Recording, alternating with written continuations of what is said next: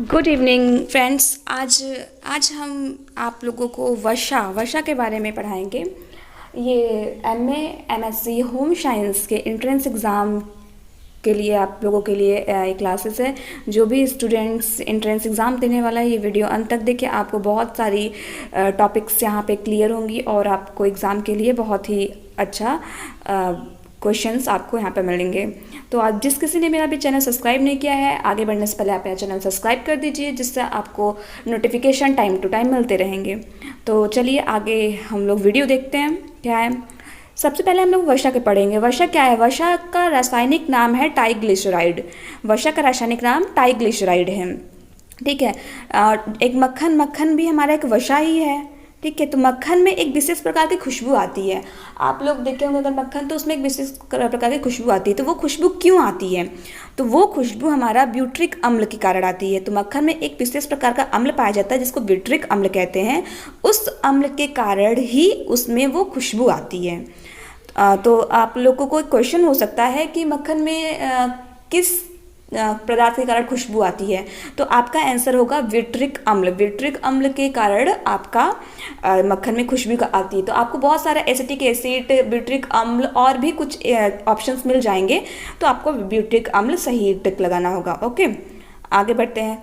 और विटामिन जल में वर्षा में घुलनशील विटामिन, तो वर्षा में घुलनशील विटामिन ए, डी, ई, के, ये विटामिन, 4 विटामिन जो है हमारा वर्षा में घुलनशील होते हैं। तो विटामिन ए जो है उसका रासायनिक नाम कैरोटीन है।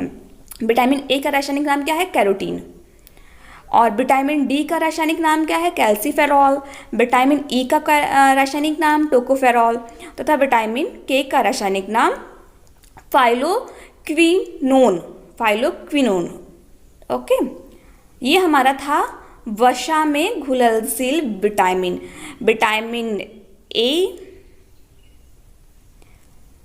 विटामिन डी, विटामिन ई और विटामिन के, ये हमारा वसा में घुलनशील विटामिन है। अब हम पढ़ेंगे जल में घुलनशील विटामिन। विटामिन बी और विटामिन सी जो है हमारा जल में घुलनशील विटामिन है। तो विटामिन बी कॉम्प्लेक्स, तो विटामिन बी के बहुत सारे पार्ट्स हैं। Vitamin B1, vitamin B2, vitamin B3, ऐसे करके बहुत सारे पार्ट्स हैं। और हर पार्ट्स के मतलब हर विटामिन B1, 2 विटामिन को विभक्त किया गया है और उसका अलग अलग रासायनिक नाम है और अलग अलग कार्य भी हैं। तो विटामिन B1 जिसको थायमीन कहते हैं, vitamin B2 riboflavin, vitamin B3 nicotine या फिर निकोटैनामाइड या फिर नियासिन, विटामिन B5 पेंटोथेनिक अम्ल, विटामिन B6 पैराडॉक्सिन अम्ल, vitamin B7 biotin, vitamin B9 folic acid, vitamin B12 cyanocobalamin. तो आपका ऐसे भी क्वेश्चंस आ जाते हैं किसी भी एक रासायनिक नाम, जैसे कि पैराडॉक्सिन ही दे दिया तो आपको पूछेगा ये कौन सा विटामिन है, मतलब पैराडॉक्सिन कौन सा विटामिन है। Vitamin A, D, B, B6 ऐसे करके आपको दे देगा। तो आपको रासायनिक नाम भी याद होना ज़रूरी है। आते हैं क्वेश्चंस रासायनिक नाम के। आगे बढ़ते हैं। विटामिन B12 की कमी से पार्नेसियस रक्त अल्पता होती है। ये पूछा जाता है कि रक्त अल्पता किस विटामिन के कारण होती है? तो विटामिन B12 के कारण होती है। विटामिन B12 के कारण पार्नेसियस रक्त अल्पता होती है। Vitamin B3 niacin, vitamin B3 niacin की कमी से पेलेग्रा रोग होता है। पेलेग्रा रोग किसके कारण होता है? नियासिन कमी से। या फिर हम लोग अत्यधिक दूषित मक्का का यूज़ करेंगे तो भी हमें पेलेग्रा रोग हो सकता है। अब नेक्स्ट हमारा है विटामिन ए कैरोटिनॉल, इसका रासायनिक नाम है। इसकी कमी से रतौंधी रोग होता है। आँख से रिलेटेड जो भी प्रॉब्लम होती है हमारा, वो विटामिन ए की वजह से होती है। ओके, इसका प्राप्ति स्रोत प्राणिज भोज्य पदार्थ, मछली का तेल, बकरी, भेड़, सूअर का यकृत, और वनस्पति से धनिया पत्ता, गाजर, सहजन के पत्ते इत्यादि। ये हम इन जगहों से हमें विटामिन ए प्रचुर मात्रा में प्राप्त होती है। गाजर में सबसे अच्छा स्रोत विटामिन ए का है।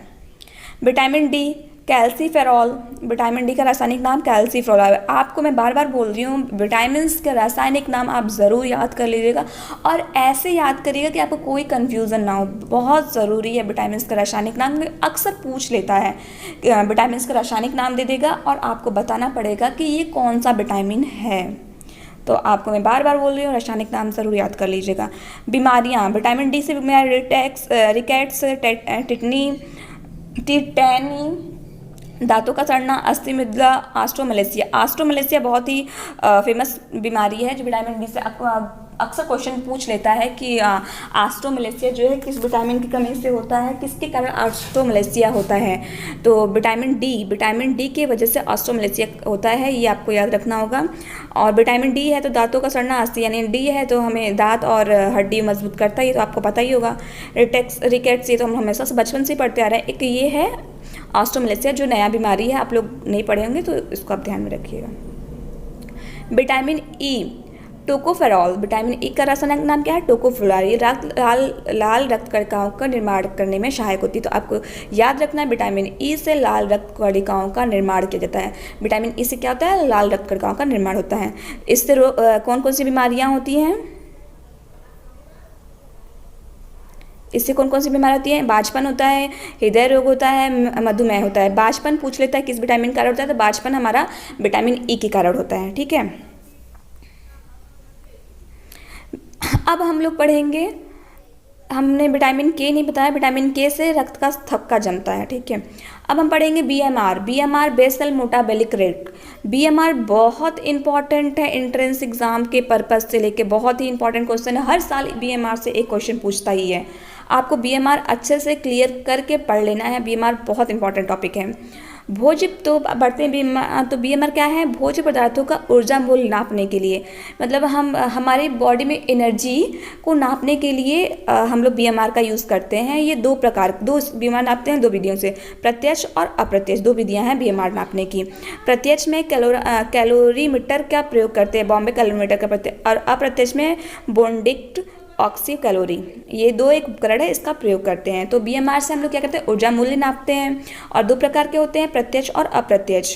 प्रत्यक्ष रूप से कैलोरीमीटर होता है और अप्रत्यक्ष से बेंडोइक्ट ऑक्सी कैलोरी। तो कैलोरीमेट्री मतलब वही है, प्रत्यक्ष रूप से जो है कैलोरीमेट्री या फिर कैलोरीमीटर यही है। यह यंत्र जो है शरीर में उत्पन्न ऊर्जा तथा शरीर द्वारा व्यय ऊर्जा को नापता है। मतलब हमारा शरीर, हमारा बॉडी जो है कितनी ऊर्जा को खर्च किया, हम लोग खेल रहे हैं, कोई कर रहे हैं, तो हमने कितनी ऊर्जा को व्यय खर्च कर दिया वो, और हम खर्च भी किया तो हमारे शरीर में जब ऊर्जा बन रही है वो भी, ये दोनों को नापने का जो है इस यंत्र से हम लोग नापते हैं। जन्म के समय शिशु का वजन 3 से 3.5 किलोग्राम होता है। ठीक है, वृद्धावस्था में बीएमआर कमी होती, जो वृद्ध होते हैं उसमें बीएमआर कमी होती है, क्योंकि उसमें ऊर्जा की मांग कम होती है, शारीरिक तंतुओं का निर्माण नहीं हो पाता है। क्योंकि जो वृद्ध होते हैं उनमें तंतुओं का निर्माण कम हो जाता है, उनमें वो ज़्यादा काम नहीं करते, तो उनमें शारीरिक ऊर्जा की मांग होती नहीं है, इसलिए उनका बीएमआर कमी होती है उसमें। गर्भावस्था के अंतिम 3 महीने में बीएमआर में वृद्धि होती है। जो अंतिम 3 महीना होता है उनमें बीएमआर वृद्धि होती है, क्योंकि उसमें ऊर्जा के ज़्यादा ही उपयोग होता है हमारा। अप्रत्यक्ष विधि से बीएमआर नापना, बेंडोइक रॉथ, इस एक उपकरण का नाम है बेंडोइक रॉथ। इससे अप्रत्यक्ष विधि से बीएमआर नापते हैं, और अप्रत्यक्ष विधि से बीएमआर नापने के लिए बेंडोइक रॉथ का प्रयोग करते हैं। ये दो होते हैं, स्पाइरोमीटर और काइमोग्राफ। बेंडोइक रॉथ जो दो भागों में बांटे जाते हैं, स्पाइरोमीटर और काइमोग्राफ। बेंडोइक रॉथ से अप्रत्यक्ष विधि द्वारा बीएमआर नापा जाता है। तो देखिए, प्रत्यक्ष विधि से बीएमआर क्यों नापते हैं? सबसे पहले आप बीएमआर क्यों नापते हैं? क्योंकि बीएमआर हम लोग ऊर्जा मूल्य, बॉडी के ऊर्जा कितनी व्यय हो रही है, इस चीज़ के ऊर्जा नापते हैं। ठीक है, और इसका नापने के लिए दो उपकरण है, एक कैलोरीमेट्रो और एक बेंडोइक रॉथ। ठीक है, कैलोरीमेट्रो जो है वो प्रत्यक्ष विधि है और अप्रत्यक्ष विधि बेंडोइक रॉथ है। तो और अप्रत्यक्ष विधि जो अप्रत्यक्ष है बेंडोइक रॉथ, वो उसके दो भाग होते हैं, स्पाइरोमीटर और काइमोग्राफ। ठीक है, 1 वर्ष से 2 वर्ष की अवस्था में बीएमआर अधिक होता है, 1 वर्ष की 2 वर्ष की अवस्था में बीएमआर अधिक होता है। पूर्ण रूप से मानसिक विश्राम में बीएमआर कम होता है। पूर्ण रूप से अगर हम मानसिक विश्राम मतलब में कोई टेंशन नहीं है, कुछ भी नहीं है, कोई पढ़ाई लिखाई कुछ नहीं है, तो हमारा बीएमआर कम होगा। भय, संवेग और क्रोध आदि में 10 से 15% बीएमआर की वृद्धि हो जाती है।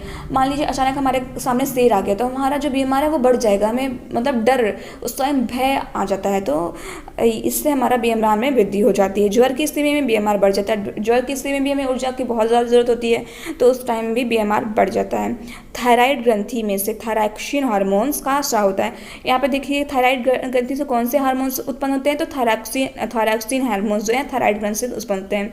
इसके अधिक स्राव से बीएमआर बढ़ जाता है। लेकिन जब थायरॉक्सिन हार्मोन जो है अधिक स्राव होता है तो बीएमआर की वृद्धि हो जाती है।